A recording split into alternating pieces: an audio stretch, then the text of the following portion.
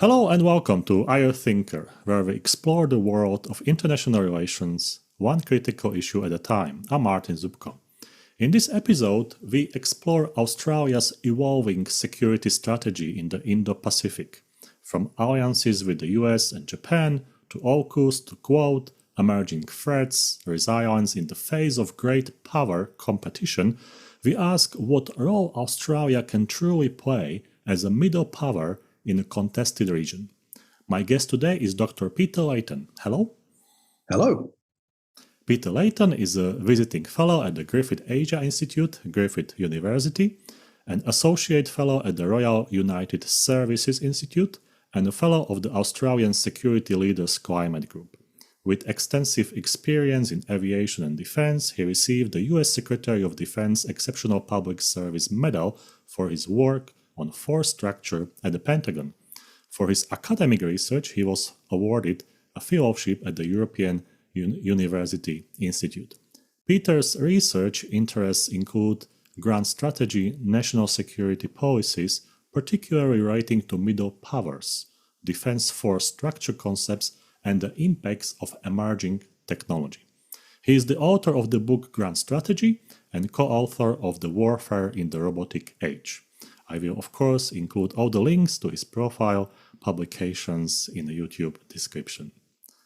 Let's start with the first question. And as I said, Australia is an important player in the Indo-Pacific. And I would like to ask you, how do Australia's alliances with the United States and Japan shape its security, and do they strengthen or constrain its independence in regional decision-making? So I suppose the first thing is we only have an alliance with the United States. So there's no alliance with the Japanese or people in Southeast Asia per se. But the alliance with the US is the principal strategic alliance we have from a security viewpoint. We have an alliance of kind with New Zealand, and we are extremely close with New Zealand. There is nothing that we would do in a military sense that we would do probably without New Zealand. Of course, Australia also has the Firepower Defence Agreement with the UK and New Zealand and Malaysia and Singapore. And actually, the Firepower Defence Agreement has been going since the 1960s. It's proven to be enduring because everybody quite likes it. It's useful for everybody. So Australia retains a small military presence in the region and a long-term presence there, if you like, that has proven very useful for operations in the South China Sea and various sort of operations like that. But it's the alliance with the Americans certainly that shapes Australia's strategic thinking. Having said that, Australia is deepening its relationship with the Japanese every year, if you like. For the last 10 years, it's been steadily deepening. And the recent decision to buy some Japanese frigates will strengthen that further. Japan is also very keen about strengthening its relationship with Australia and is sending troops down to Northern Australia, who will be engaged with training on a regular and extended basis with the US forces also training in Northern Australia. So there's quite a tie-up there. And how do you understand the multilateral approach of Australia to go with different states to alliances or to strategic partnerships? Is this sort of a principle of security strategy, or is it something which is necessary in this region? Yes, an interesting question, especially this time when there's an awful lot of turbulence in Washington, D.C. So to a certain degree, Australian politics is sort of domestic politics plays into this too. You sort of get the conservative side of the politics tends to favour our strategic alliance with the United States, and the Labor Party side of it tends to not distance itself from it, but favour more sort of multilateral i.e. arrangements. So both these work quite nicely actually together, because Australia obviously lives within a particular region, and Australia wants to remain friends across the region. So when the Labor Party is in power, there's much bridge building goes on about building relationships across Southeast Asia and into Northeast Asia. When the Conservatives are in power, there's much building of relationships with the United States. So the two dovetail very nicely together, and there's a certain harmony here. And I wouldn't want to say that when one side's in power that the other alliance relationship is not looked after. It is, but there's just a noticeable difference in stress. Now, at the present time, some of that's quite useful because it's a little uncertain what's happening in Washington, D.C. But so there's been a lot of relationship building across the last 3 years into Southeast Asia, Japan, South Korea, and in particular into India. So Australia is at the moment trying to institutionalise its relationship across a range of the middle and smaller powers. And I should, of course, also mention there, of course, institutionalise its strategic relationships with the small Southwest Pacific nations as well. So, if you like, build a network of friends and relationships there. I had an episode about Fiji, and we spoke about this, like how important it is to link even to the smaller islands and the territories in the Pacific region around those smaller islands. So I think that's quite important remark to say. I would like to ask you about AUKUS, and my question is about the deeper integration into this group, and I would like you if you can explain the principle of the AUKUS. Is it partnership? Is it alliance? What's the goal of the AUKUS? Because we read many articles about AUKUS, and sometimes I think there is a misinterpretation. What's the purpose of the AUKUS? Yes, and AUKUS makes it more confusing by having a couple of different, of quite separate parts as well. But the primary purpose is, and the primary part of it, is Australia buying, which is a commercial kind of relationship, if you like, buying nuclear submarines from the UK and from the US. Now, Australia will jointly make them with the United Kingdom, and that will happen it's happening now in a design sense, but it will probably sort of get underway in the middle of the 2030s. And Australia is also buying 3 nuclear submarines from the Americans, and the first one is expected to be to enter service with the Royal Australian Navy in 2032. So it is, as you correctly say, it is a partnership in that regard. It is strengthening the alliance relationship with the US. And you'll notice when I spoke about the relationships, I didn't mention any formal alliance that Australia has with the UK.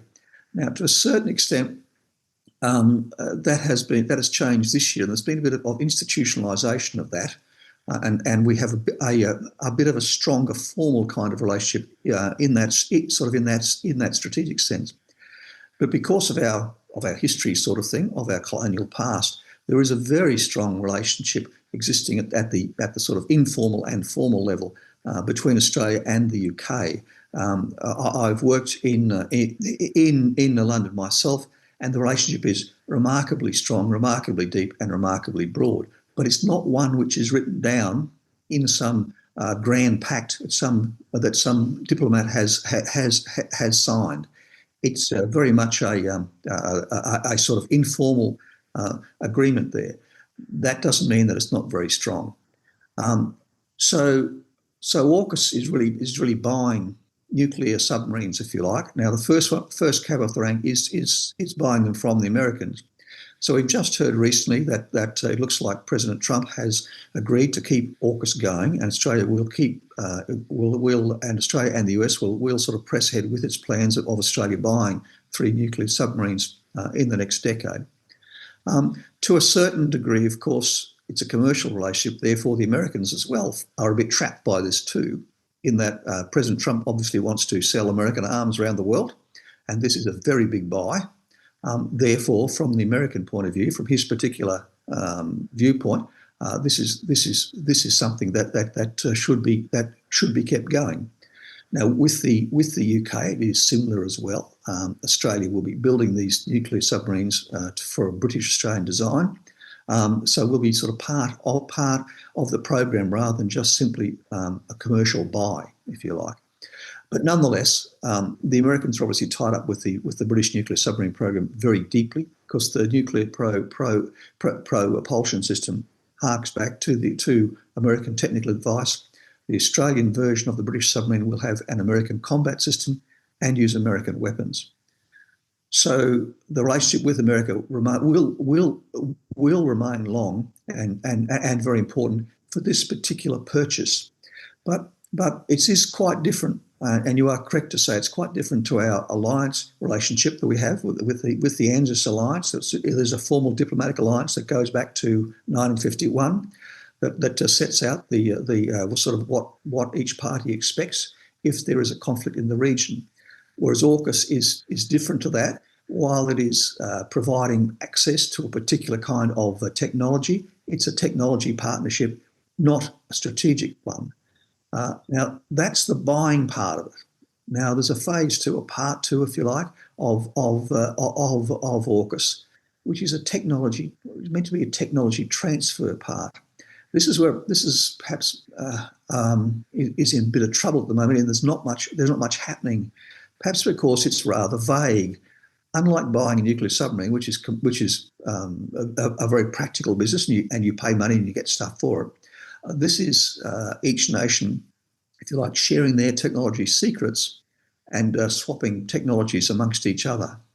Now, Australia, the Five Eyes, have an agreement anyway called the Technical Cooperation Program, where the 5 countries agree that they can exchange information that their defence science organisation has worked out. So that's a science agreement for sort of looking at basic and fundamental research, and that agreement, if you like, has gone on for many years as well. And because you are, if you like, giving access to a foreign power to property you as a country own, because this is a government science organisation that is doing fundamental research, you are exchanging government-owned information. But when you get on to phase two and you're talking about transferring technology, technology is really owned by the companies which have built it. And so exchanging technology in that sense is quite a difficult ask and quite a difficult idea. I think that's why it's sort of stuck at the present time. The phase two has certainly helped get some particular esoteric things through the Congress about easing up technology sales into Australia and the UK. But I think at the moment that's a bit sort of, it really hasn't delivered very much. Now back to AUKUS and the phase one with the nuclear submarine buy. While I've spoken about buying the submarines, which is the big part of it, and for which hundreds of billions of Australian dollars will be devoted to, the very first part that's actually going to happen and is real, if you like, is in 2027. The Americans will start deploying their Virginia-class submarines, up to sort of 4 or 5 of them, and the British perhaps one each year, to Perth over in Western Australia, and they will stay there for extended periods of 6-9 months. So you are. It's not home porting, but it's an extended deployment, and it's certainly a big thing and requires a fair bit of infrastructure building off Perth for those nuclear submarines, which will do some minor refits there as well. And Australians will be maintaining those US and the British submarines in that sort of fairly straightforward and operational level maintenance, not the sort of deeper shipyard stuff, but at least minor stuff as they sort of transit sort of in and out. Now that has big effects, because Australia now has, if you like, based sort of on the west coast, 4 or 5 nuclear submarines on a regular basis, ongoing indefinitely. And the country and Australia is investing a fair bit of money in that infrastructure build-up. That has implications not just in how it changes, if you like, it allows US nuclear submarines easier access into the South China Sea because it is closer than some American bases, but also changes the balance of power, arguably, in the Indian Ocean, because the Indians have 1 or 2 nuclear submarines. In fact, one of them's leased from the Russians, but nobody else has that sort of capability that is permanently deployed there. So AUKUS has a big impact, but most of it, if you like, will be the late 2030s and into the 2040s or so. It's really only this long-term deployment and basing of US nuclear submarines in the Perth, which has, if you like, an impact in this decade. There is a follow-up question, and it's very simple. Why submarines? Because you can buy aircraft carrier, you can buy some fighting jets, or you can buy some other equipment, maybe some intercontinental ballistic missiles, I don't know. But it is submarines. So I think it's a simple question, but I think we can explain it. Well, it's an interesting question because the Congress in the US has asked similar questions, and so the Congress has decided, or the Library of Congress did some research of this, and they said that Australia didn't actually do a balance of investment analysis there in the way that you've said to perhaps choose the best possible option, and there may be some truth in that. There are certainly some domestic politics in all of this. But stepping out of that, I think it's a belief that the South China Sea is extremely important, and seen to be, if you like, a possible area where future conflict may occur, and there's certainly a competition there between the US and the Chinese, and also, of course, then into sort of East Asia, Northeast Asia as well. And it's felt that that the competition is a maritime one, and to a certain extent, people immediately think of, when they think of a maritime environment, they think of ships or submarines. And if you're operating, within 1,000 or 1,500 kilometres of the Chinese coast, really warships during a conflict or a time of crisis, warships would be rather vulnerable. The Chinese have a very large navy, a very effective anti-ship missile defences, effective submarines as well. So surface ships do not deter in that sense. They're felt to be overly vulnerable. So submarines, by virtue of their stealth, and nuclear submarines by virtue of their exceptional stealth compared to a conventional submarines that have to snort, nuclear submarines were seen as the perfect way to have to be able to project power into the South China Sea and then up sort of through sort of the East China Sea and around Japan. Nuclear submarines are relatively invulnerable and are survivable. Not that I think anyone's talking about operating them terribly close to the Chinese coast. I think they're talking about operating at sort of at quite some distance from there. Of course, while all this is happening, and we've been talking, large timescales, this is sort of 2025. Australia really won't have a good nuclear submarine fleet until 2045. 45. It's a long way away. While this is all going on, the world of robots is advancing dramatically. And there are unmanned systems both in the air and in particular undersea. And the Australian Navy this year has announced that it is now moving from a research and development phase, if you like, for the Anduril, what is called Ghost Shark, a small robot submarine, which will be used for principally, they're talking about using it for surveillance purposes, but they are talking about using it for what they have labelled a strike, which is a bit uncertain sort of what that means. But this is if you like, I don't know how long range you would call it, perhaps sort of 2,000 kilometres, sort of something like that.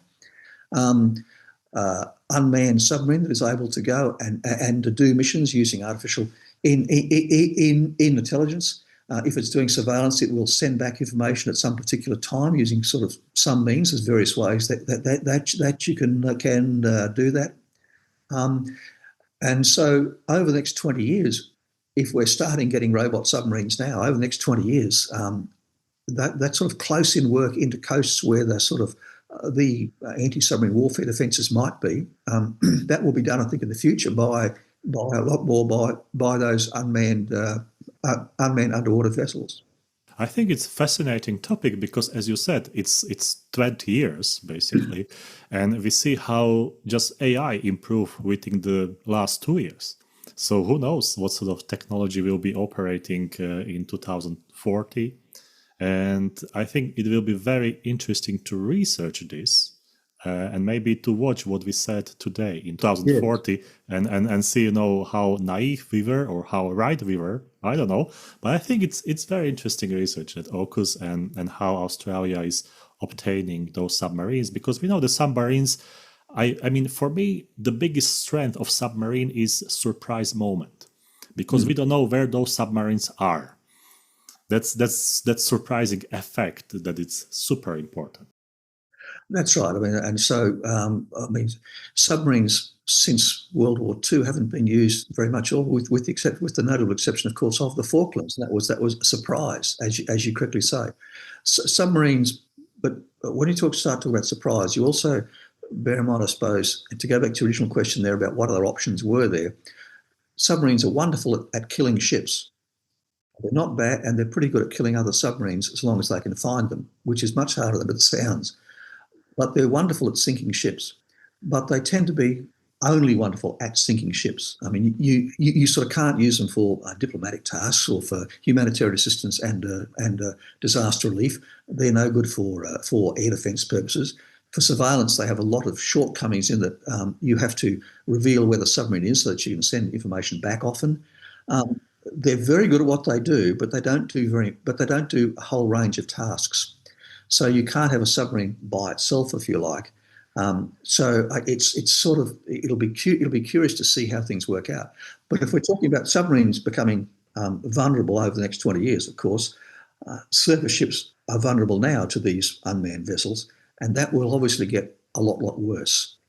So you can see that if it's possible to speculate that the last, if you like, manned warships left in navies will be submarines sitting a long way off the coast that are really hard to find, because the ocean remains still a big place, and there's many games that submarines can play to defeat surveillance systems. So navies of the future may be all just all submarines and robots.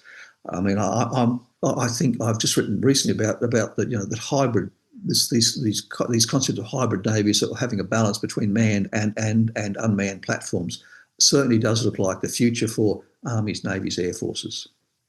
The next multilateral partnership, alliance, or maybe constellation, some people even say Asian NATO. It's Quad. So how to properly approach Quad from your research point of view, and what does it mean for Australia? So Quad's one of the great things about Quad is no one's ever quite defined it. And one of the great weaknesses of the Quad is that no one's ever quite defined it. It's sort of both good and bad. That people, if you like, project onto Quad whatever they wish Quad to be. So you can see Quad as a quasi-alliance, or just a grouping where 4 countries get together and they have a talk. So the Quad has grown, and there's a number of programs that the Quad has sponsored. And most of those are not military programs. A lot of those there are some sort of Coast Guard kind of projects, but there are concerned with cyber security, the humanitarian assistance, sort of foreign aid stuff, things like that, and some into the industrial part as well. So Quad at the moment, if you like, hasn't taken on. It's sort of a government to government talk fest where the 4 countries talk about many things. As you correctly say, there is a view that this is a quasi-alliance directed against China. Now, for varying reasons over the last 10 years, countries have both waxed and waned whether that's a good way to project what the Quad's about. I would assume that at the next Quad meeting that should be held before the end of this year, but much is uncertain about the US and India at the moment, so I'll have to wait and see. But India has realised or has formed a belief that the current US administration is unreliable. So therefore, India will be very cautious about making the Quad look like it's some form of anti-China alliance. So again, we'll have the Quad dial back from having that military or strategic sort of quality to being more a general discussion and to have more civil programs in there and civilian technology transfer, stuff like vaccines and research into medical matters. So it's an amorphous mass, if you like, that keeps on changing, and it's not sure where it will end up, and it may end up nowhere in that sense. It may just keep gradually changing as the situation changes, and that's quite a good thing at the moment, I think, because there are uncertainties about the Americans and their relationship with India and their relationship with Japan, less so with Australia.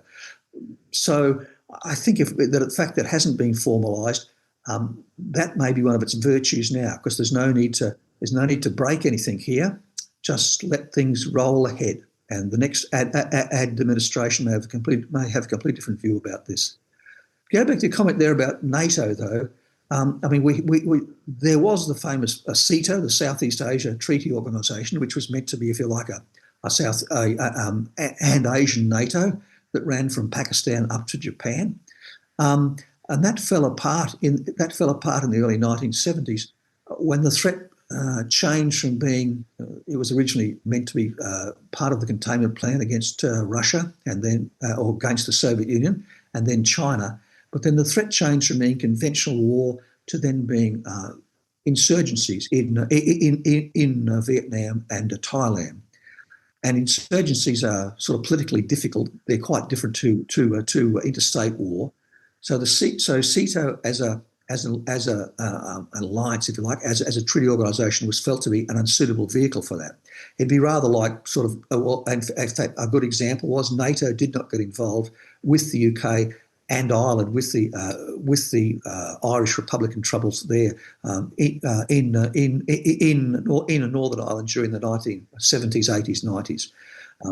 NATO was completely sort of out of bounds because that was an internal UK problem, if you like. So CETA fell apart for a similar reason. Now, whether NATO will form in the sort of Asian region at the moment, that looks unlikely. There's several factors there, I think.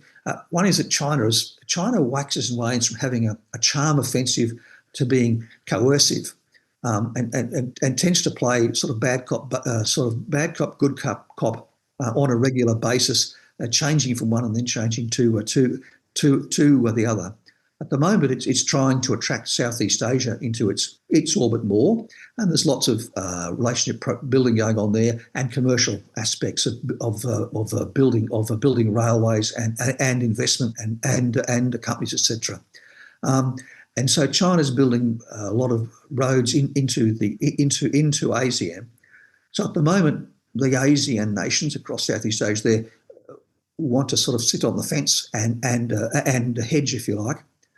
But it's really up to China to a point. If China suddenly turned into something threatening, if China invaded, I don't know, some particular country in the region, just as Russia has invaded Ukraine, I think the nations in the region would have a sudden change of heart. They've kept the bridges built with the US, and they have good security relationship with them.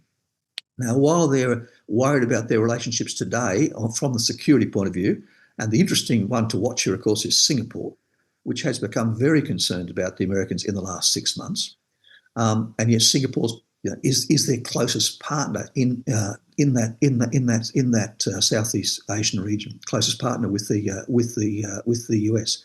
But if China did something crazy, like invaded sort of Taiwan or something like that, you might see something happen relatively quickly as nations became concerned that the region was about to spiral out of control and enter a period of conflict. So while an Asian NATO depends obviously on American interests, it also depends on whether China turns into a threat or remains a valuable economic trading partner. Is there any element that might help to make Quad more productive, more dynamic? based on your research? Is there anything missing at the moment that you would like to see there? Yeah, I mean they keep adding in little small sort of foreign aid almost programs into it. Not foreign aid. That's not the right word at all. But they keep adding small things in there. As I said about sort of vaccines, cyber. There was something there about 6G phones at one stage. So they keep adding small things into it. There's no particular big program, if you like, that actually engages all four partners. That all four feels that this is important. People are involved because they like to keep it as a hedge, if you like. They don't see it as vital or critical to them. And with these various projects that start, there's usually one country leads it and the others join in to show interest and just sort of be there. So I think if there was some major initiative in there that engaged all four, and in particular all four felt this was vital or critical, that would certainly make this would institutionalise this better by having something practical and something tangible. Now I'm not too sure what that sort of critical vital thing is, especially at the moment when certain countries think that the most important thing is themselves and not sort of overseas nations and not helping those, because it would have to be something which is as the Chinese say, win-win for everybody, not just a zero-sum game. At the moment, you'd have to think it probably wasn't going to be something sort of military like that, to be honest, because of the China factor. If it was let's say, some sort of economic issue, some sort of major trade initiative, I could see something like trade might sort of engage all the four countries at some time. How the Americans would fit that in now, I'm not too sure, but sometimes the Americans can be remarkably flexible and decisions in Washington can change overnight. But trade would be something that would sort of engage everybody there. I mean, you can see at the moment, even the Japanese are having second or reconsidering their position as far as China goes and rebuilding a few bridges there as well, just to sort of hedge against something happening there. So I think you'd want something that was non-military in that sense, but something that engaged all four deeply. You mentioned ASEAN countries, and that's a quite successful organization, and I think it's quite under-researched as well. So let's add some ideas about how effective is Australia in building security cooperation with ASEAN countries, or ASEAN as a bloc. Yeah, and ASEAN is, if you like it, it's always criticised by everybody, and especially by Australians, as being just a talk shop. And to be honest, it is.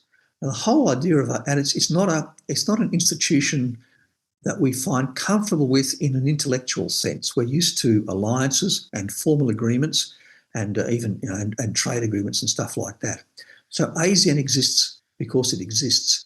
What it actually was started off originally was so the ASEAN nations could all talk to each other at the higher governmental level and at the higher elite level, seeing that business and the government tends to be intertwined sort of quite successfully across all of ASEAN. So you definitely have a situation where each nation does not interfere with the other ASEAN partners. But if for some reason, let's say the minister in charge of the finance department in Indonesia sort of had a problem, he could get on the phone and talk to his counterpart in Thailand very easily, quickly, and they would know each other and they would have spent time together. They would be at least partners, if not friends. So it's an informal institution in that sense. It has built bridges across the whole region there, if you like, and generally speaking, avoided conflict. Remember that it came after the confrontation between Indonesia and Malaysia, and there was some fighting in Borneo, and then got its way, and then got itself organised after the Vietnam War as well.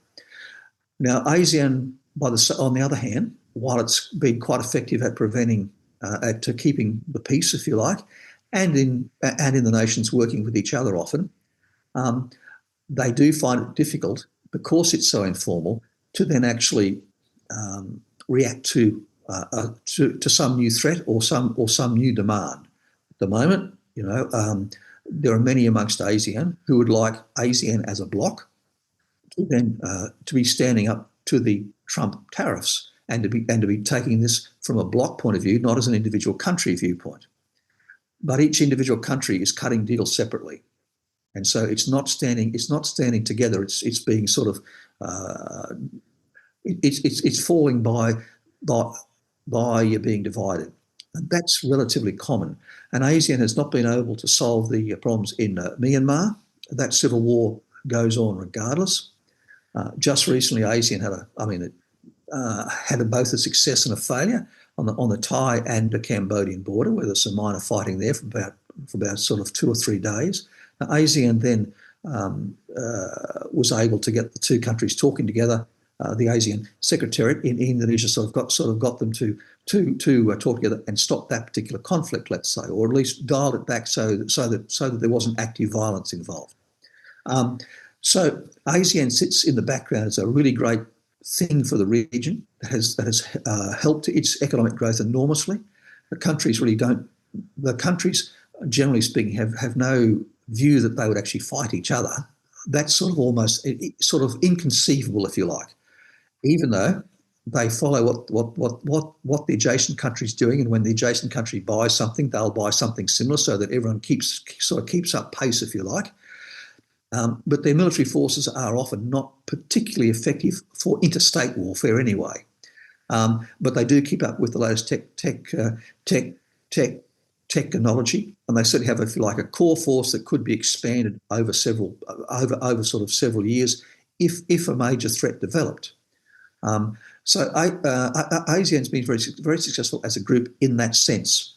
Now, as far as Australia goes, Australia has always tried to build Australia, for all of its failings, has always tried to keep in the best possible relationship with ASEAN and the ASEAN nations. And I've got to say, this is a two-way street. In particular, Indonesia is a classic example. Now, Australia supported the Indonesian bid for independence after World War II. And so Indonesia became an independent nation when the Dutch left. But then, by the same token, Australia and Indonesia at times have had little fracas where we sort of haven't quite come to open violence, but at least occasionally quiet violence. That in a confrontation, as I mentioned, between Indonesia and Malaysia, Australia certainly had some special forces on the border up in Borneo that crossed over into Indonesian territory, and vice versa as well. The Indonesians also sort of did that, but it was kept quiet at the time. And while the Sukarno era was on in the 1960s, when it was very much very friendly with the Soviet Union, and Australia was keen with the United States, Indonesia made sure to keep Australia a friend as well. So when there was an issue, if you like, that was actually important, President Sukarno would make sure that the Australian ambassador was kept informed, and, if you like, was taken along in the presidential helicopter for a ride to have a talk about things. So Indonesia has been very cautious, has been very careful to keep Australia friendly, and likewise Australia has been very careful as well. The big ruckus in our relationship was, of course, Timor, and the separation of East Timor after 20 years of Indonesian rule, after the Indonesians took over Portuguese East Timor from Portugal. Again, that caused a lot of angst, but the fact remains was that both Indonesia and Australia, as nation states, did the right thing, if you like, and made sure that did not come to blows. That was a very difficult thing for the Indonesian military, who had invested much in an intellectual and sort of much of their time and their resources into their fighting the insurgency in East Timor, and they had suffered a reasonable number of deaths and injuries. But the Indonesian government was able to control their military and step them back, and we're back to a situation now, 20 years later, where we're fairly close friends again, and have signed a large number of relationships and agreements. And if you look across the whole of Southeast Asia, that's pretty much how things work. Most of the agreements we have are individual sort of bilaterals, although there are a number of multilateral agreements with ASEAN as an organisation. We have an ambassador in Jakarta who is accredited to ASEAN as an ambassador. Ambassador. There's a small Department of Foreign Affairs unit there, if you like, that works with there. But if you think about Australia, spent a lot of effort building its relations with Thailand in particular, Vietnam an awful lot, and of course in the Philippines now at the present time as well. So it's been going on. While I made a point there about the Conservative Party, focusing perhaps on the Americans and the Labor Party focusing on Southeast Asia, that's true to a point. But both sides have certainly done an awful lot since World War II. This has been long ongoing progress. Let's mention China. And there is an easy question. And I think based on your research experience, it will be also a very interesting answer. We have on one hand economy, because we know the trade between Australia and China. And on the other hand, we have security. And people usually ask, does Australia have any cooperation in security arena with China? Or there is nothing? Or there is only sort of theoretical, let's say, back channel communication between Australia and China? So how this is in a practical life? Yeah, I mean, sort of 10 years ago, the answer would have been yes. But now the answer is not as much as perhaps would be nice. So when China started getting doing its wolf diplomacy, if you like, about 10 or 12 years ago, those security links that had been made, which were fairly minor. There was our chief of defence force went and spoke to their chief of defence force once a year, or sort of every sort of 2 years or so, for a big picture discussion, just to keep talking to people so that they knew each other at least anyway. And there was some involvement with the Chinese occasionally doing humanitarian assistance and disaster relief exercises, those sorts of and search and rescue stuff like that. And there was a fair bit of interaction. For instance, when the Malaysian MH17 flight went missing over the Indian Ocean, Chinese aircraft were located in Perth, in Western Australia, as sort of part of all that search stuff, etc. And even Chinese warships came for port visits down to Sydney. But then, especially since 2018, 2019, all that has gradually ceased. Now, some of that was because of the Conservative government that was in power during COVID, said some things that the Chinese government disagreed with strongly, and so China is always quite quick at voicing its disapproval and implementing some form of coercion to show it is concerned. Now that was a while ago, sort of 2020, and things from the economic point of view are pretty much back on track. China has stopped its trade sanctions against particular Australian products and has gradually released all those. China, I'm not sure whether you're aware here, I suppose you are, but China's mounting a soft diplomacy push, if you like, to encourage tourism into China. So Australia is one of those nations, like many European countries, that no longer need visas to visit China. So that's been good, and our government has been talking at various levels of the Chinese government quite a bit over the last 12, 18 months. And from the economic point of view and cultural, diplomatic, things are going ahead relatively well. But from the security point of view, that hasn't really advanced very far at all. There was a meeting with the Foreign Affairs, a high-level conference between the Department of Foreign Affairs and the Chinese and their Chinese sort of counterpart, their Ministry of Foreign Affairs in Beijing about 2 weeks ago, I think now. And the Chinese side was adamant once again that they find Australia a two-faced friend who, sort of is friendly to them for economic gain, but really prefers the Americans. And so Australia should, if you like, be an independent nation and decide to go with the Chinese rather than with the Americans. Now, great powers always tell people what they should do, and the Americans say exactly the same thing except in reverse, if you like, and say that we should go up trading with China and go with the Americans as well. So that's sort of fairly normal. But last year, the Chinese are very deliberate and very purposeful about what they do. And very little, from my understanding, very little happens by accident, if you like. And so over the last 2 years, in particular in the South China Sea, Australia has been supporting the Philippines there and doing some freedom of navigation sailings with the Americans, putting ships up there, as we've been doing since the 1960s.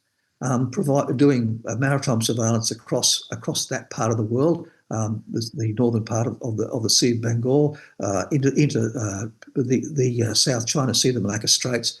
Australian maritime and surveillance aircraft have been there for decades and decades. But China has started causing problems there in the sense that has been causing flight safety incidents by dropping flares and chaff in front of the aircraft, which is a dangerous thing to do. It shouldn't cause an accident, but there is a possibility it could. There's also been flying sort of close and zooming around aircraft and shining lasers onto ships and various stuff like that. So these incidents, if you like, are designed to put pressure on Australia to stop sailing close to China and stop sailing in the South China Sea, and to remind Australia that Australia should be respecting China because it's a big power and we're a small power and we should do as we're told.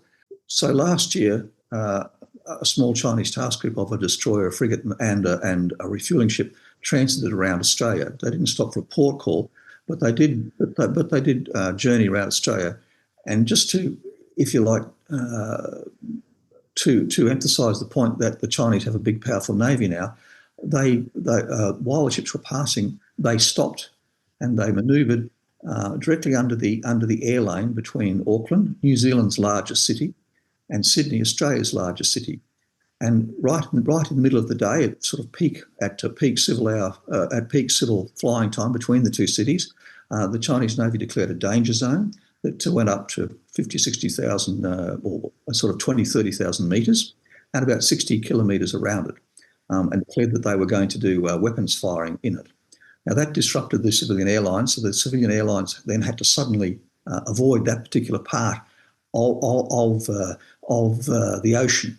And by doing that, I don't believe the Chinese actually ever intended to actually threaten or actually put any aircraft at risk. It was just simply to make a statement and to ensure that made the, if you like, the 7 o'clock news, and the Australian government and the New Zealand government was both embarrassed.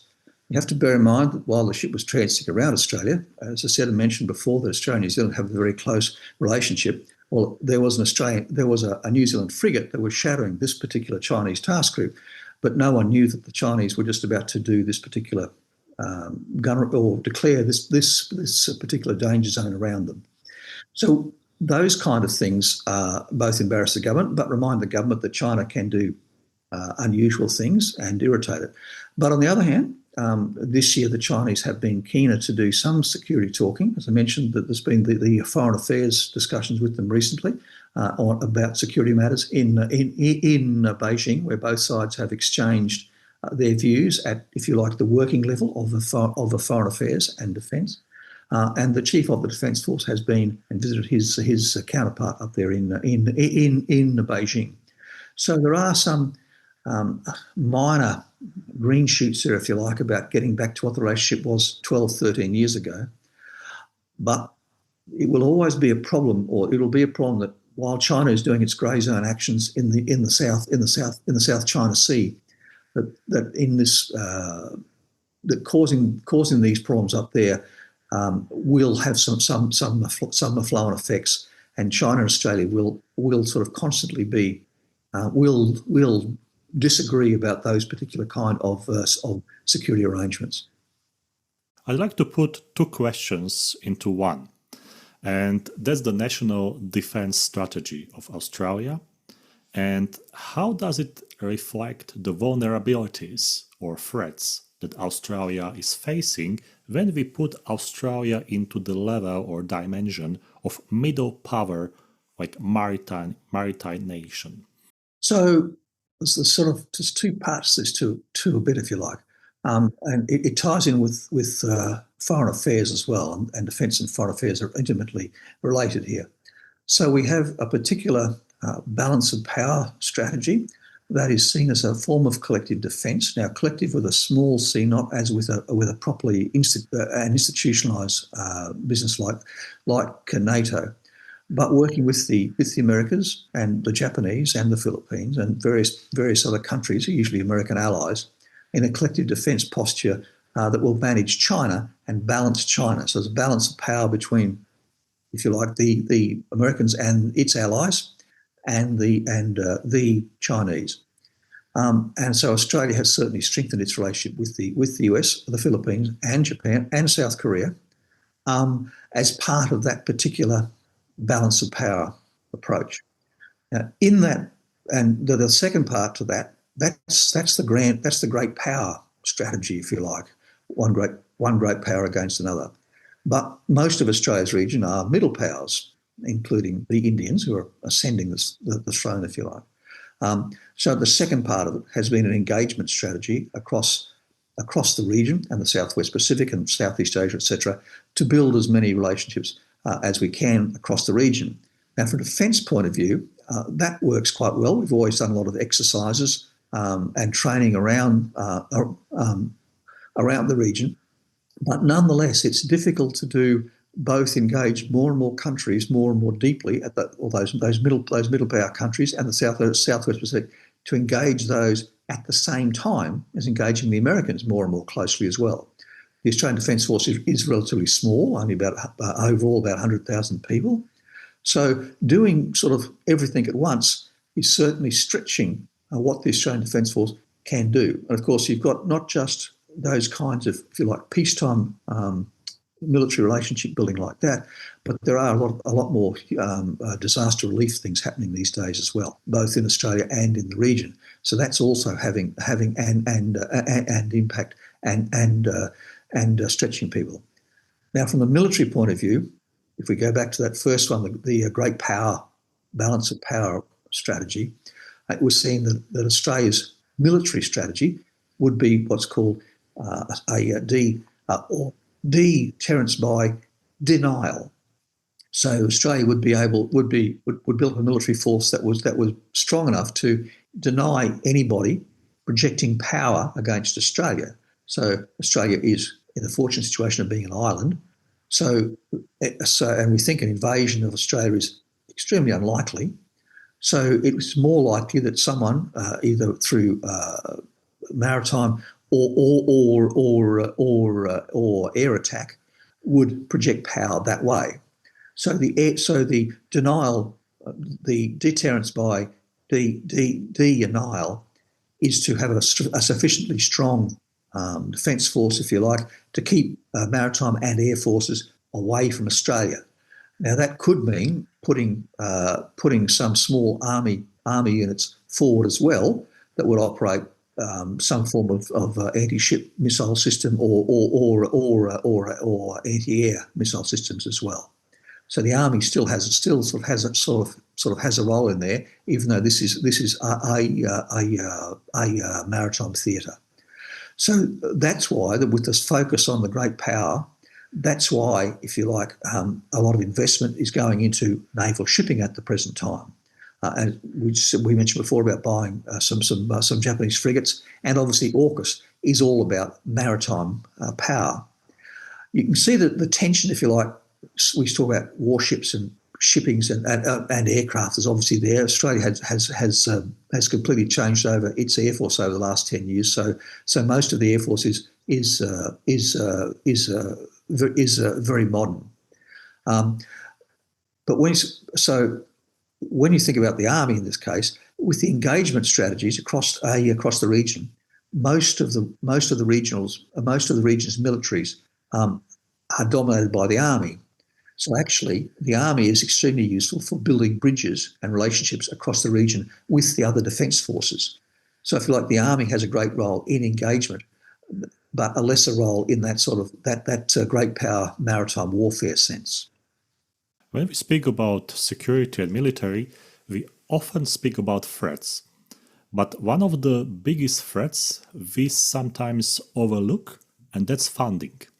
And we have a great debate in Europe about military spending.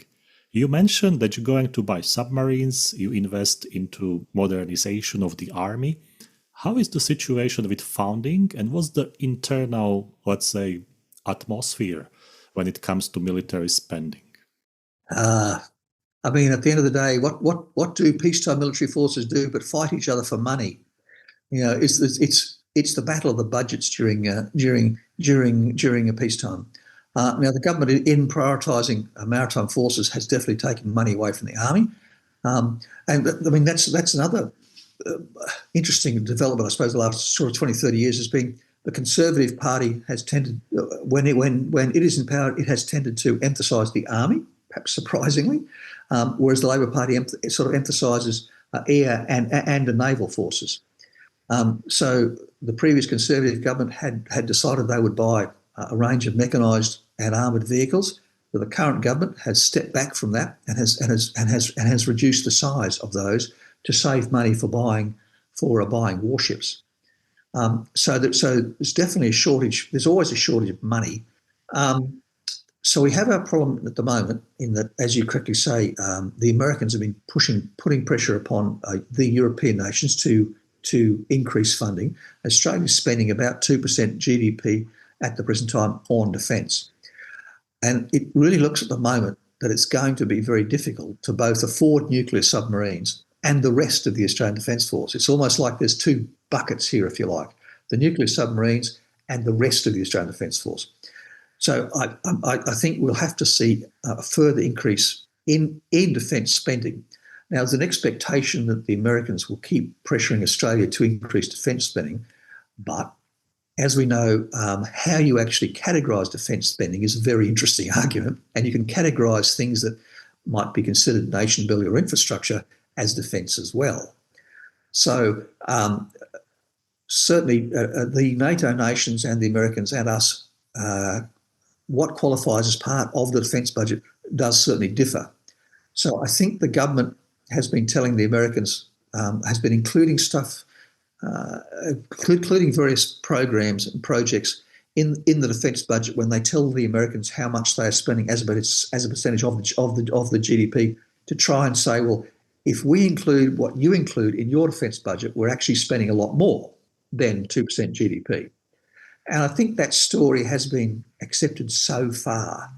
But nonetheless, the Trump administration would still like to see more money spent. And they, of course, expect that we'd all spend money with the American arms industry. But that's another part of the problem. For instance, at the moment, Australia would like to buy, I'm quite sure, would like to buy surface-to-air missile systems like, say, Patriot, sort of systems like that, which we haven't had. We haven't had that kind of medium-range SAM system since 1960s, since Indonesia was friendly with the Soviets. But of course, if we couldn't buy things like that today anyway, there's a 5 or 7 year waiting list for them. So a lot of the things that we might like to buy, we can't buy from the Americans anyway at the moment. And Europe, sort of similarly, there's a long lead time for much of this high technology sort of kind of equipment that you might need for air and naval warfare. So, and of course, the government, from a public viewpoint, does not wants to be seen as Australia being independent of the Americans and not doing what the Americans tell us. which plays well in Australia as an independent nation, and some people are always cautious about the alliance anyway. So the American president telling us what to do doesn't win the government, doesn't win the Labor Party any votes at all. It loses them votes, if you like. So the government wants to be seen to be strong here, if you like.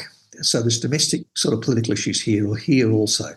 But I'm sure over the next 5 years it'll gradually creep up, if you like, another sort of 0.2, 0.3% as time goes on.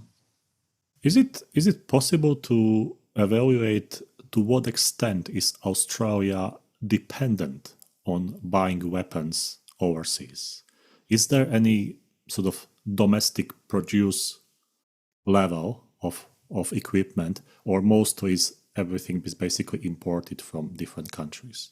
Because as you mentioned, that dependency, I think it's quite interesting topic, and we can see this topic, for instance, in the war in Ukraine, when the weapons are coming from different countries, and some countries can even restrict how the weapons are used, and all that goes with the many implications. But I just want to know, like, practically, how, based on your research, how do you feel about it? You know, like, is Australia too dependent on one producer or country, or do you think that Australia has made many steps to diversify that portfolio of weapons and equipment?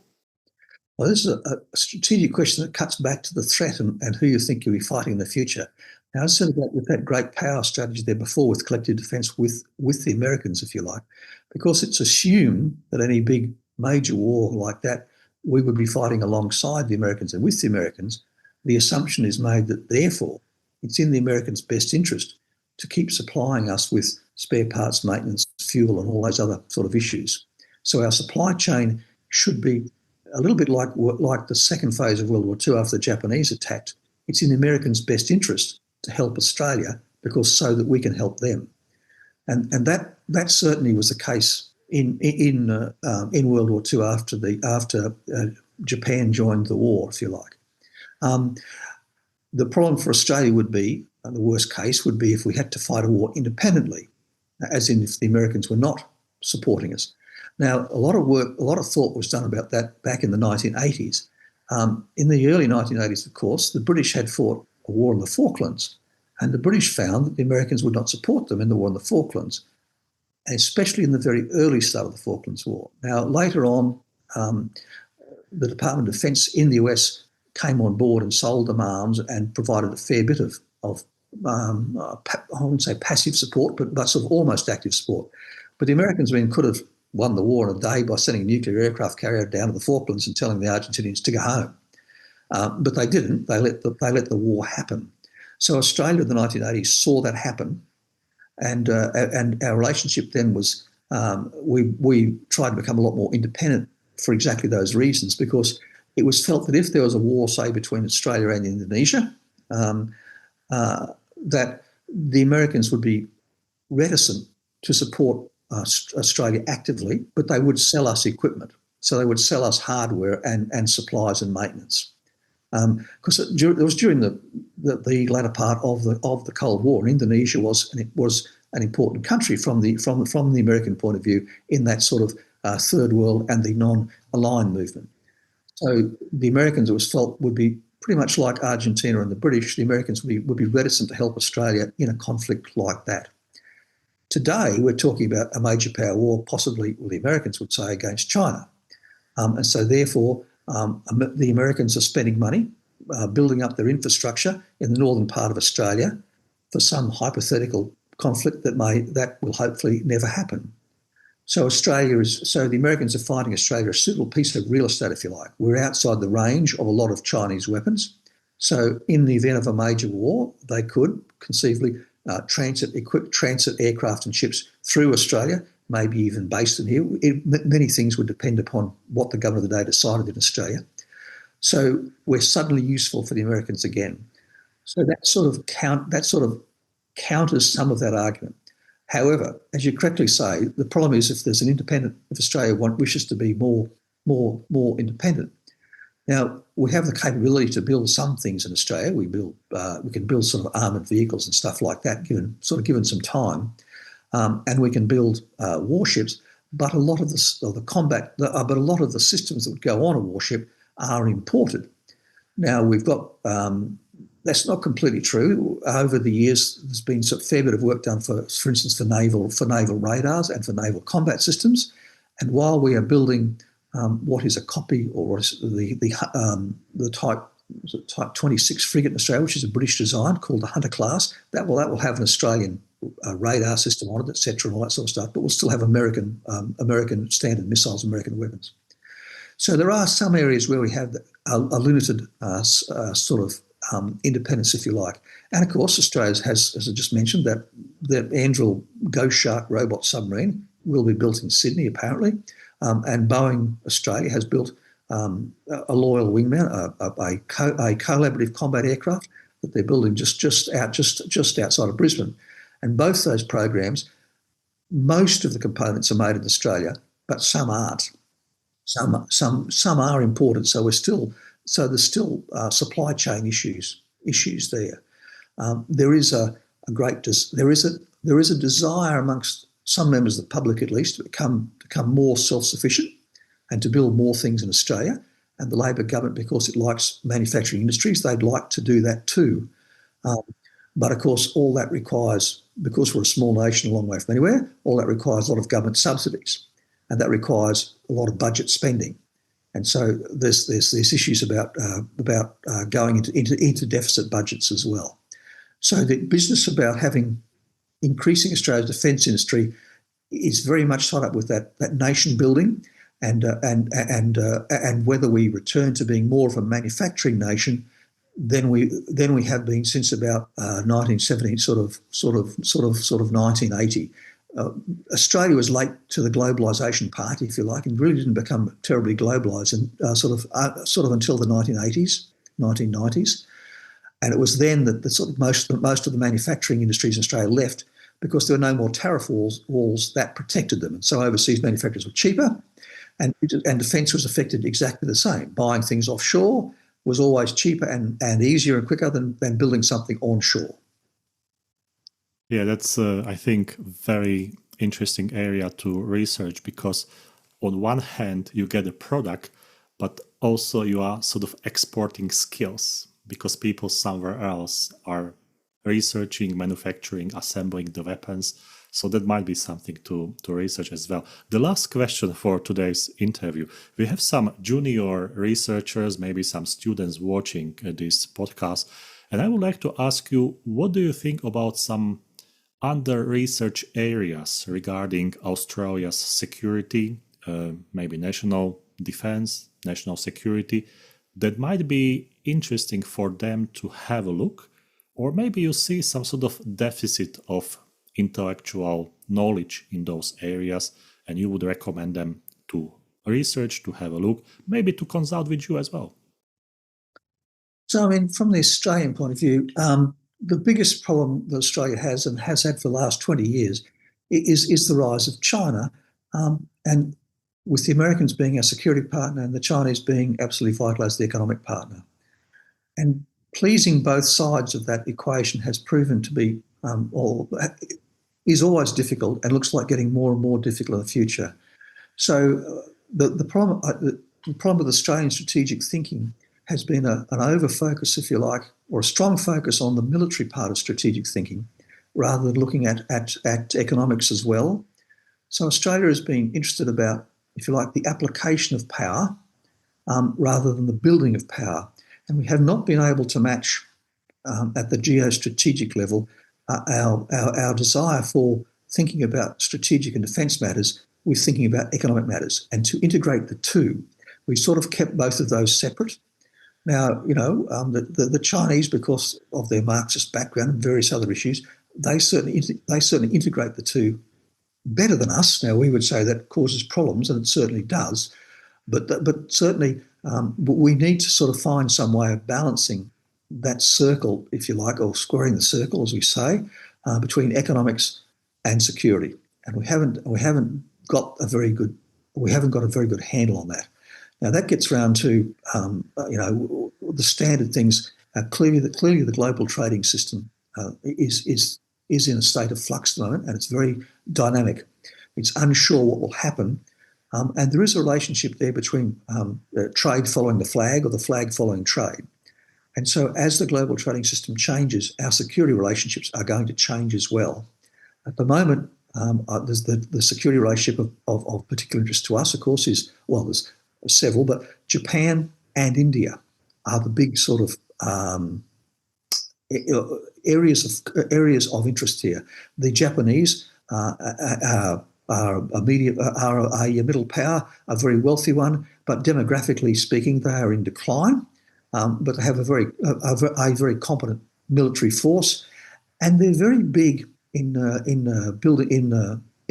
building commercial relationships and economic relationships around the region.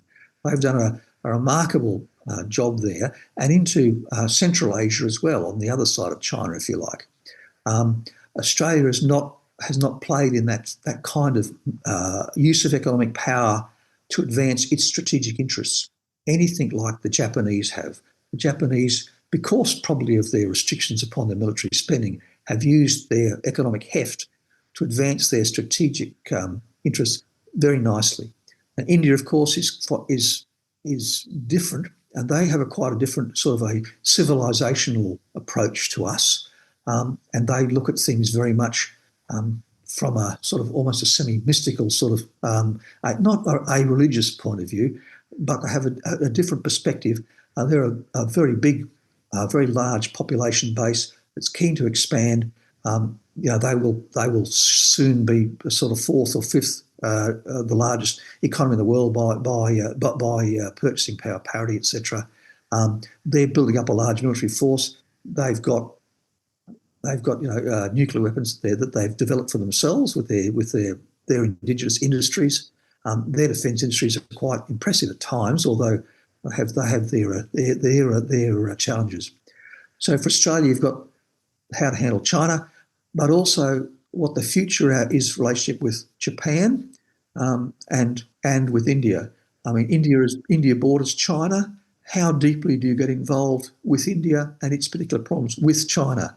There's an assumption, which may be wrong, that China and India will always grate against each other, even though they have the Himalayas in the middle there, so that their border issues are different. But nonetheless, the Chinese seem to, again, to a certain degree, go out of their way to irritate the Indians so that they can enforce respect, if you like, and show they're more powerful. It's a very sort of Asian sort of approach then, I suppose. The Japanese, on the other hand, are much more cautious, much more careful, a lot more prudent, but they're very exposed sitting out there, and they're a long way away from Australia. I mean, you think of NATO, everyone borders each other, everyone's close together. In the Indo-Pacific, Australia is in a different hemisphere. The southern hemisphere, we're a long way away from anywhere. Australia's famous phrase is the tyranny of distance. It's both a virtue and a vice. Someone can't come to Australia easily. It's a long way to go. But by the same token, Australia is close to nobody either. Yeah, I remember my talk to my friend in London. He was from New Zealand, and he said like many people consider Australia and New Zealand as like almost neighbors because it's very close. But he told me it's only on the European version of the map. In reality, it's far away, because when you move those countries to the realistic size, on the internet, there is a special application for this. You see how big is Australia and how far away is New Zealand. But still, countries that get together very well. Dr. Layton, many thanks for your time, for sharing your research insights with us. I think it's a very interesting topic to talk about, and I am very happy that we went through many topics and get a nice overview of the security position or security role of Australia in the Indo-Pacific. Thanks again for being on IR Thinker. And thank you for having me, Martin. It was most enjoyable. Thank you.